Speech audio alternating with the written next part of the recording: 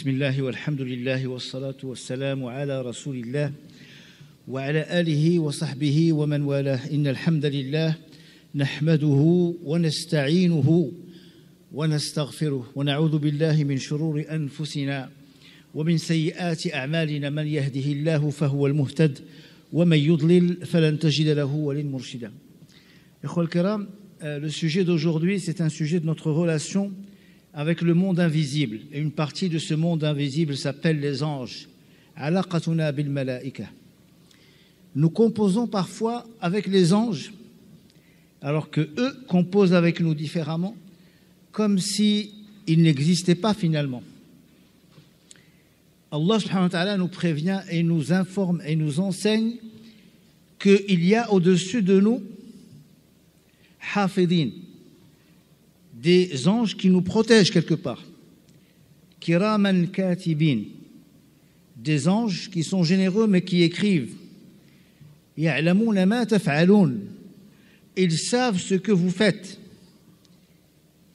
Ma yalfidhu min qawlin illa ladayhi raqibun atid, ils ne prononcent pas une seule phrase, si ce n'est qu'il y ait et qu'il y a à côté de lui quelqu'un qui le surveille, mais au pas, à chaque pas, l'ange te surveille. Les anges ne dorment pas. Les anges n'ont pas de plaisir, comme nous les humains. Donc les anges sont chargés d'une mission. Et ils ne bougent pas de leur mission. Ils ne vont pas aller faire une pause café, ils ne vont pas aller faire un petit tour. Les anges sont d'astreinte continue. Leur mission ne s'arrête, et akhwa al-kiram, qu'au moment où l'ange de la mort vient extirper ton âme. Là, la mission est finie. Subhanallah, il ne se trompe pas, et pourtant, Allah subhanahu wa ta'ala va charger un ange à droite de tout ce que tu vas faire de bien. Et dites Amin, qu'Allah fasse qu'on ne fasse que du bien. Qulu Amin. Et qu'on évite les péchés, et surtout les grands péchés, et qu'on ne fasse que du bien.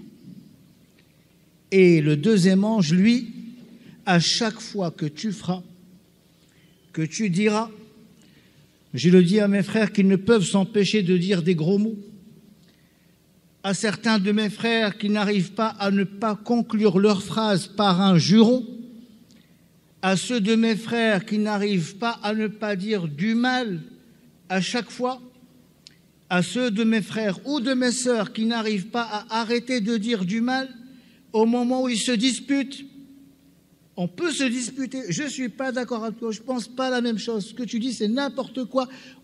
Est-ce que je suis obligé de conclure par espèce de ceci et espèce de cela? Parce que l'ange qui est à gauche, lui, il ne te loupera pas. Et le mot que tu dis ne peut pas revenir en marche arrière. Tu peux enclencher la marche arrière de ta voiture, mais tu ne peux pas enclencher la marche arrière d'un mot prononcé. Certains mots font beaucoup de mal. Frère, une fois, nous avait demandé de faire une conférence. Et la conférence, c'était les mots des mots. Les mots M-A-U-X, des mots M-O-T-S. Les mots des mots. Parce que le mal qui vient d'un mot, il y a un frère qui te blesse. Tu fais un croche-pied, tu joues, tu fais un sport, il te blesse pendant le sport, etc. Ou même tu te bagarres avec lui, peut-être même qu'il va te frapper. Parfois le mal il va loin. Et peut-être que tu lui pardonnes. Mais un frère qui te dit du mal, qui te dit une phrase de mal, surtout devant tout le monde. Wallahi Karim, 20 ans plus tard, tu te souviens de la phrase. Même si tu lui pardonnes, tu n'oublies pas. C'est pour cela qu'il faut faire attention, car Allah subhanahu wa ta'ala a mis autour de nous kiraman hafidina kiraman katibin. Ils font tout. Ils écrivent tout. Ils écrivent chaque chose. Yaf'aluna ma yu'marun. Chaque chose que tu vas dire, ils vont l'écrire. Alors après, il y a le pardon. Mais les anges n'ont pas la faculté du pardon. D'accord? Ils écrivent, mais ils ne peuvent pas effacer. Ce n'est pas à eux de le faire. Allah subhanahu wa ta'ala qui leur a donné l'ordre et la mission, yamhu في الكتاب عنده ما يشاء ويختار. À lui de voir ce qu'il va effacer. Allah peut te pardonner et il peut effacer. Il peut effacer la totalité de tes péchés. أولئك يبدل الله سيئاتهم حسنات. Ceux qui se repentent vraiment. Nous avons également les convertis qui étaient des juifs ou qui étaient des chrétiens. Allah transforme, subhanallah, leurs péchés, il les transforme en hasanat. Il efface tous leurs péchés, ou alors il efface leurs péchés, et il ne garde que leurs hasanat. Ainsi, quand ils vont dire « Je témoigne qu'il n'y a de Dieu que Dieu, et je témoigne que Muhammad est le messager de Dieu », عندما يعتنق أحد الناس الإسلام إذا كان يهوديا أو نصرانيا فالله سبحانه وتعالى سيمحو سيئاته أو يبدلها حسنات. Il va les changer. Regardez la grandeur d'Allah subhanahu wa ta'ala. قل يا عبادي الذين أسرفوا على أنفسهم سورة الزمر. قل يا عبادي, le plus beau verset qui a été révélé sur la question du pardon, c'est ce verset-là. Allah subhanahu wa ta'ala pardonne tout. قل يا عبادي, dit oh mes serviteurs, mes chers serviteurs, la façon, la structure de قل يا عبادي, mes chers serviteurs, qui avaient fait quoi? Quelques péchés, quelques bêtises? Non, إخوة الكرام. الذين أسرفوا على أنفسهم لا تقنطوا من رحمة الله. Ne désespérez pas de la miséricorde de Dieu.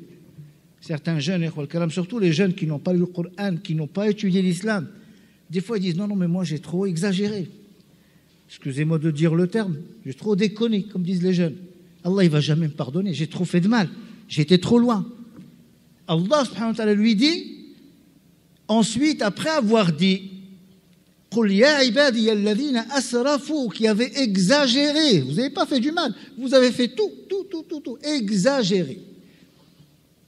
قُلْ يَا عِبَادِيَ الَّذِينَ أَسْرَفُوا عَلَى أَنفُسِهِمْ. Vous êtes mis dans une situation pas croyable, dans une galère totale. C'est pas votre CV, c'est votre casier judiciaire. Il est plein.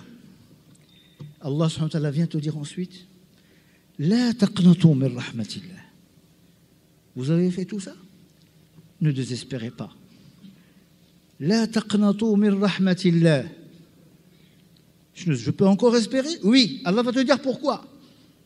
Inna Allah yaghfiru dhunuba jami'a. Allah va te dire qu'il ne pardonne pas certains péchés. Il pardonne tous les péchés, sans exception. يعني حتى الشرك الله dit سبحانه وتعالى إن الله لا يغفر أن يشرك به ويغفر ما دون ذلك لمن يشاء. Dieu ne pardonne pas qu'on lui associe quelque chose. Mais ce n'est pas le péché en lui-même qui ne pardonne pas. Il ne pardonne pas, Akhil Karim, Ukhtil Karim, il ne pardonne pas que tu viennes le rencontrer, que tu viennes à sa rencontre. لا تلقى الله وأنت مشركا فالله لا يغفر الشرك.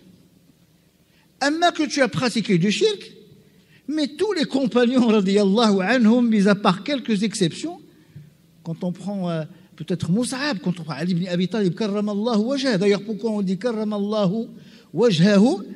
Parce qu'Allah a béni son visage. Si bien il ne s'est jamais prosterné devant une statue. Ali ibn Abi Talib. Mais, mis à part lui, la majorité des compagnons, des grands compagnons, ont pratiqué le shirk. Omar ibn Khattab a pratiqué le shirk, Abu Bakr al-Siddiq a pratiqué le shirk.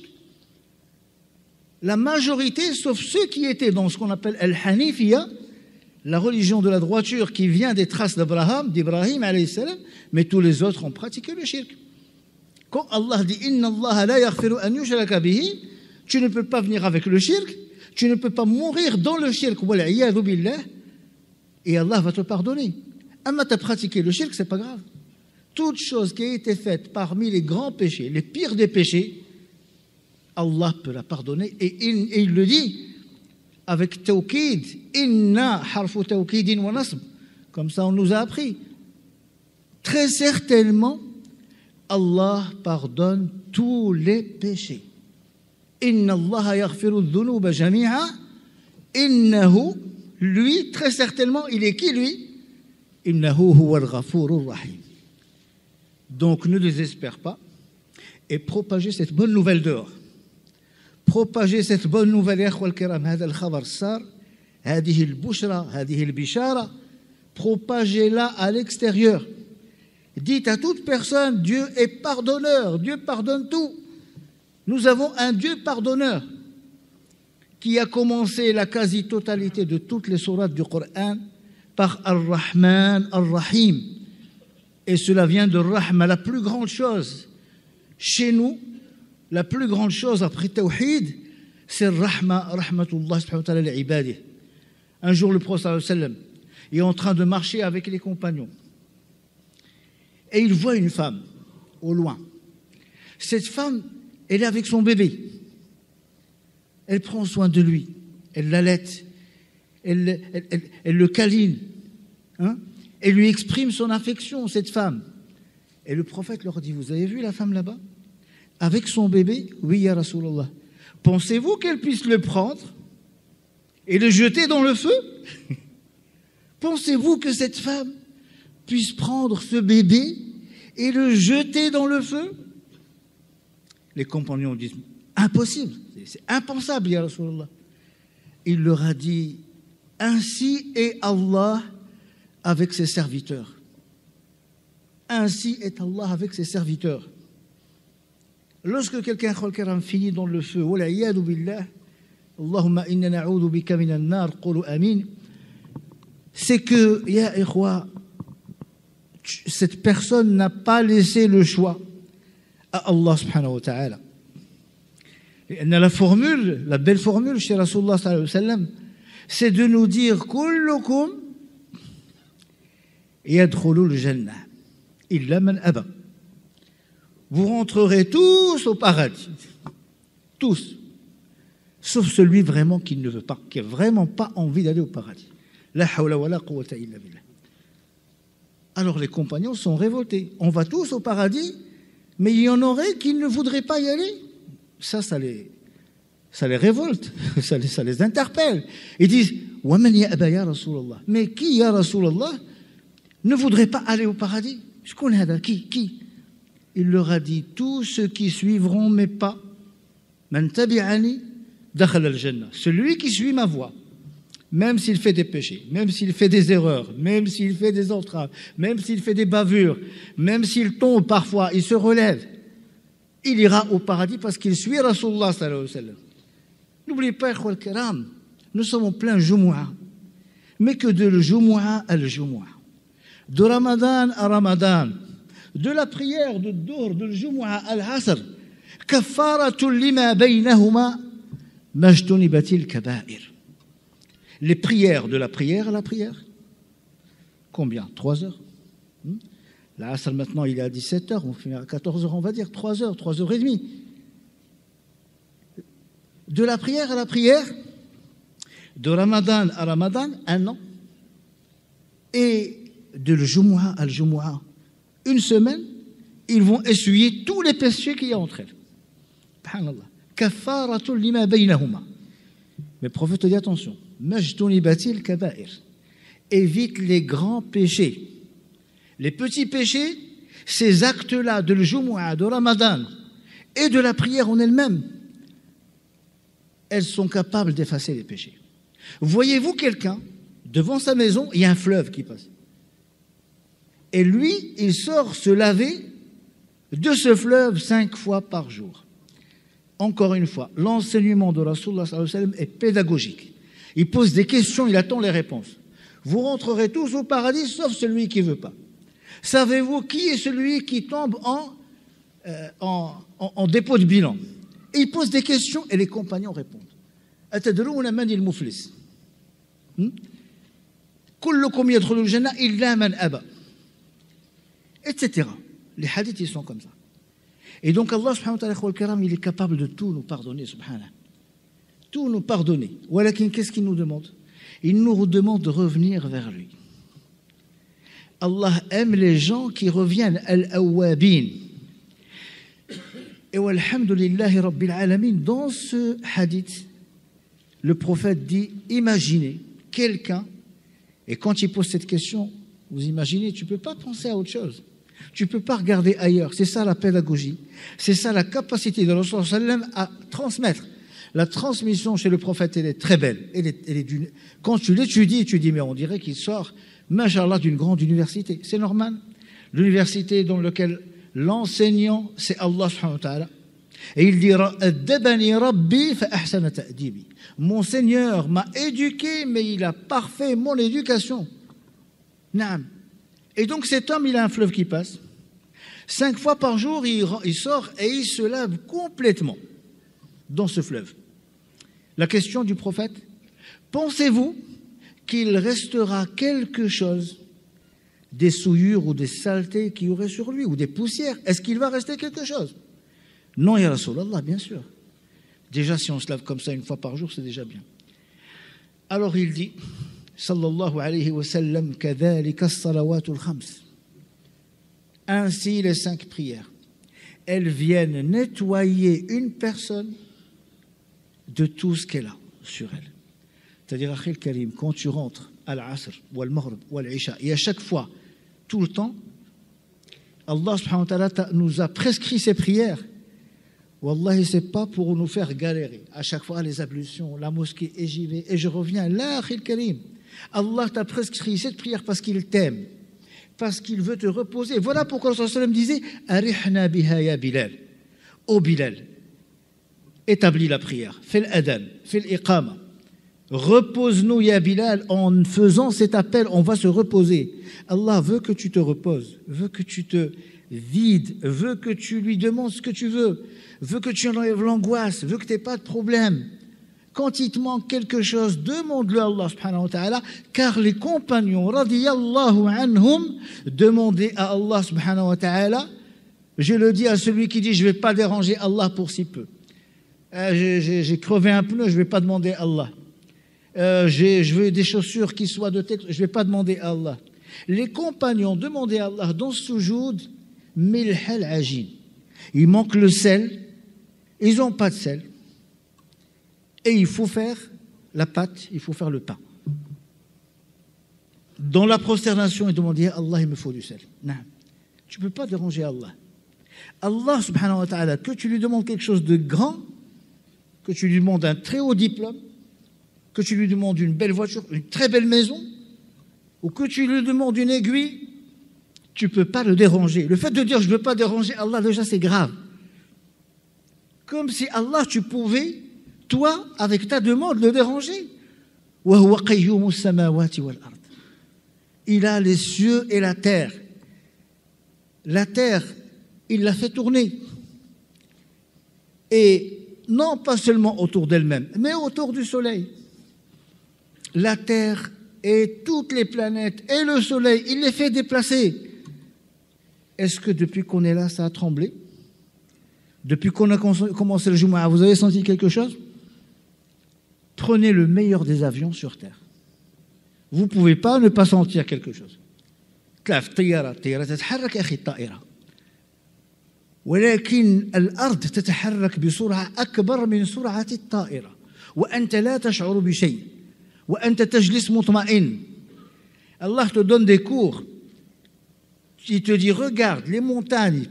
Tu as l'impression qu'elles sont immobiles, elles ne bougent pas les montagnes. وهي تمر مر السحاب. Aux gens d'avant, Allah ne pouvait pas dire que la terre tourne. Ils auraient du mal à croire.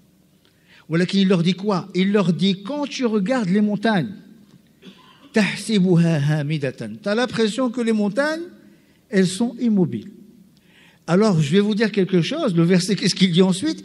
Il dit, alors que ces montagnes bougent de la même manière que bougent les nuages. C'est-à-dire qu'il y a un mouvement de déplacement. Et les savants, Sayyid Qutb rahimahullah dans son tafsir, fi Dhilal al-Qur'an, il dit la terre bouge, elle tourne autour d'elle-même. On sait que c'est ce qui permet d'avoir le jour et la nuit. Si elle ne bougeait pas, il n'y aurait pas de jour, il n'y aurait pas de nuit. Ensuite, il te dit la terre tourne d'un autre mouvement autour du soleil. Elle finit ce tour une fois par an, 365 jours. Et nous savons pourquoi il y a ce mouvement. Ce mouvement, c'est le mouvement de l'année et des 4 saisons. Ensuite, maintenant, le système solaire, la Terre avec toutes les planètes qui sont ses satellites à elle, منهم la Terre, منهم Jupiter, Uranus, etc., ils tournent tous autour du Soleil. Mais maintenant, tout ce système solaire, il a un autre déplacement dans la Voie lactée. Et on ne sait pas quel est le but de ce déplacement. Si on connaît le but du premier déplacement et le but du deuxième déplacement, on ne connaît pas donc la suite. Allah subhanahu wa ta'ala, akhil karim, qui fait déplacer l'univers, tu penses que toi, ta voiture, tu penses toi que ta maison, tu penses toi que la femme que tu cherches et que tu voudrais qu'elle soit parfaite, Inch'Allah, soit parfaite déjà toi aussi, n'oublie pas, etc. Tu penses qu'Allah c'est difficile pour lui? Non. Tu penses que le fait que tu te prosternes et tu dis Allah, je veux me marier, Allah, je veux un poste, Allah, je veux du boulot, Allah, il me faut des papiers, Allah, il me faut ceci, Allah, guide mes enfants, Allah, guide mon épouse, Allah, guérit mes parents, Allah, donne-leur l'anglais. Tu penses que ta demande, elle est difficile pour Allah, alors qu'il est, subhanahu wa ta'ala, al-hayyul qayyum, alladhi la ta'khuduhu sinatun wa la nawm. Quand toi, tu dors, heureusement qu'il est là pour veiller sur toi. Heureusement qu'il est là pour veiller sur l'équilibre du système dans lequel tu es. Tu ne peux pas le déranger. Alors demande.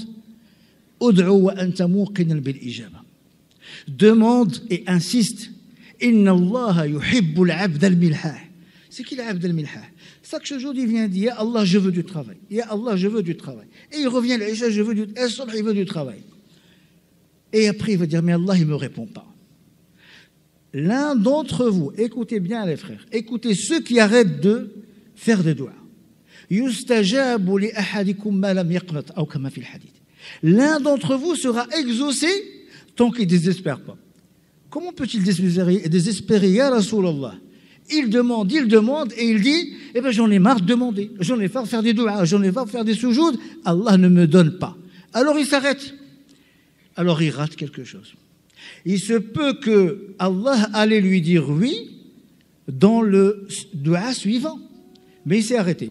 C'est comme quelqu'un qui s'arrête et il était proche du but, voilà qu'il s'est arrêté avant. Ne t'arrête jamais. Au contraire, Allah t'aime parce que tu insistes.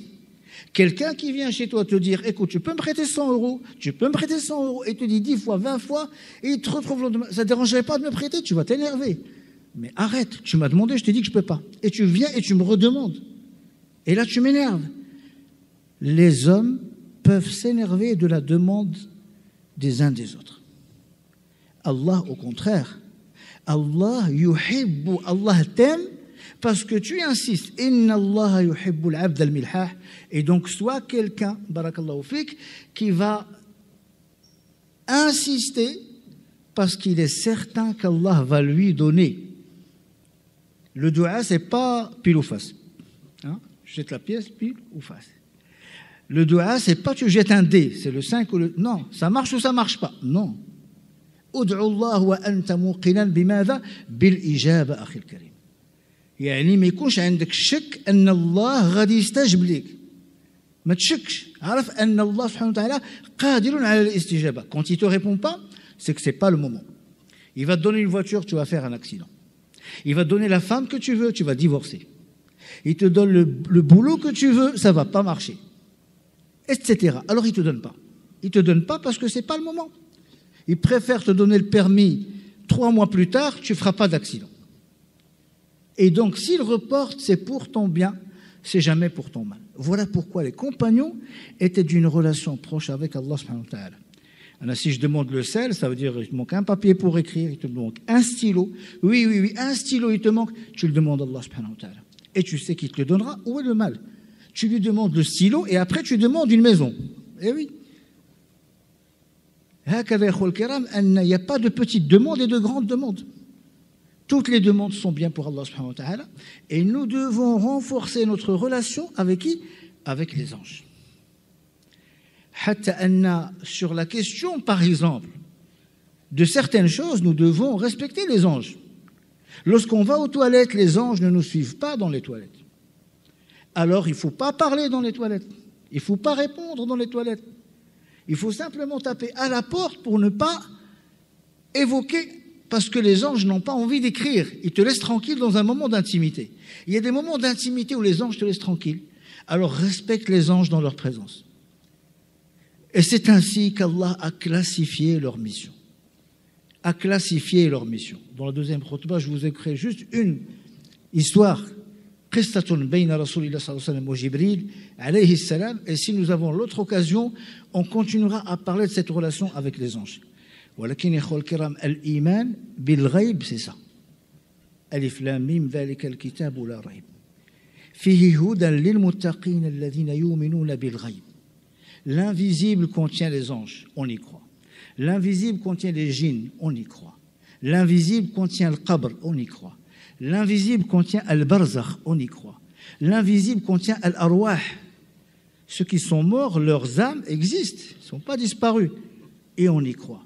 L'invisible contient le jugement, on va y croire. L'invisible contient l'enfer et le paradis, on y croit. هذا هو الغيب الذين يؤمنون بالغيب. On y croit et on compose en fonction de cet invisible. Je ne vois pas le Jannah et le Nar, mais Rasulullah me les a décrits. On a tellement parlé du paradis et Allah dans le Coran le décrit. Quand tu entends le paradis, Wallah, il faut que tu aies envie d'y aller et tu bosses pour y aller. Et quand tu entends l'enfer, il faut que tu en aies peur et que tu fais tout ce que tu peux pour éviter de t'y retrouver. C'est ça, Iman bil Ghaib. C'est ça, Iman bil Ghaib, c'est pas juste de la théorie. Qu'on lit l'air wal kiram, ce sont des choses importantes vis-à-vis desquelles nous devons avoir un lien fort et les anges peuvent même influencer notre comportement quand on compose avec leur présence. On a parfois des intuitions, elles peuvent venir des anges. Et si on ne compose pas avec les anges, on va composer avec les shayatins ou l'ayadou billah. Car celui qui ne rappelle pas Allah subhanahu wa ta'ala, وَمَنْ يَعْشُ عَنْ ذِكْرِ الرَّحْمَنِ نُقَيِّدْ لَهُ شَيْطَانٌ فَهُوَ لَهُ قَرِينٌ. On veut qu'Allah nous évite les shayatines, ikhwa al-kiram. Walakin, quel est le moyen qu'Allah t'évite les shayatines? C'est le dhikr. L'arme contre les shayatines, c'est le dhikr. Et le rappel. Subhanallah, alhamdulillah, Allahu akbar, wa la ilaha illallah, al-baqiyatu salihat. Ces invocations-là qu'on appelle al-baqiyatu salihat, qu'on va retrouver notamment dans Surat al-Kahf, wal-baqiyatu salihatu khayrun 'inda rabbika mardan wa khayrun amala. C'est quoi al-baqiyatu salihat? C'est ce dhikr que tu dois faire et qui est bien de le faire au moins après chaque prière. فاللهم اجعلنا على هدى المصطفى صلى الله عليه وسلم. اللهم ارنا الحق حقا وارزقنا اتباعه وارنا الباطل باطلا وعنا اجتنابه وصلى اللهم وسلم على سيدنا محمد وعلى اله وصحبه وسلم تسليما كثيرا. الحمد لله وكفى وسلام على عباده الذين اصطفى والصلاة والسلام على النبي المصطفى. قال الكرام, un jour, Jibril alayhi salam, il تأخر الوحي عن رسول الله صلى الله عليه وسلم. Et il n'a pas vu Jibril depuis un certain temps. Et quand Jibril est venu, le prophète sallam aime bien Jibril. Et Jibril aime bien le prophète sallam. Et Ar-Ruh al-Amin, c'est quelqu'un de confiance. C'est lui qui lui a toujours remonté le moral. Des fois, on se moquait du prophète, Jibril arrive avec les versets. Des fois, on dit que le prophète n'est pas un vrai prophète et Jibril arrive avec les versets. Des fois, il y a des problèmes entre les croyants, Jibril arrive avec les versets.